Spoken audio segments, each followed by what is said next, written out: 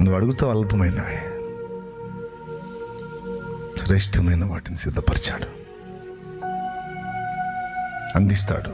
ఎంతమందికి విశ్వాసం ఉంది చెప్పు. నీ కాళ్ళ ముందు చూపు చూసి, ప్రస్తుతం నువ్వు ఫేస్ చేస్తున్న పరిస్థితులు చూసి దుఃఖపడవాకు, దిగజారిపోవాకు, ఇంతేలే అని రాజీ పడవాకు. ఉంది ఉంది ఉంది ఉంది 2025 అయిపోయింది కదా, 2026 స్టార్ట్. నూతనమైన మలుపులు నీ జీవితంలో, నూతన అధ్యాయం స్టార్ట్ అయింది. అది నీకు చూపించడానికే బ్రతకనిచ్చాడు నిన్ను. లేకపోతే 25లోనే క్లోజ్. 26 కూడా నీకు నాకు ఇచ్చాడంటే ఇన్నాళ్ళ నీ కన్నీటి ప్రార్థనకు జవాబు ఈ సంవత్సరంలో నీకు ఇవ్వబోతున్నాడు.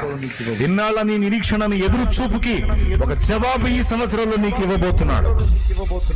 శ్రేష్టమైనది ఏవేవి దాచిపెట్టాడు అవన్నీ కూడా ఈ ఇయర్ లో నీకు ఇవ్వటం మొదలు పెడుతున్నాడు ఆయన. ఎంతమందికి విశ్వాసం ఉంది?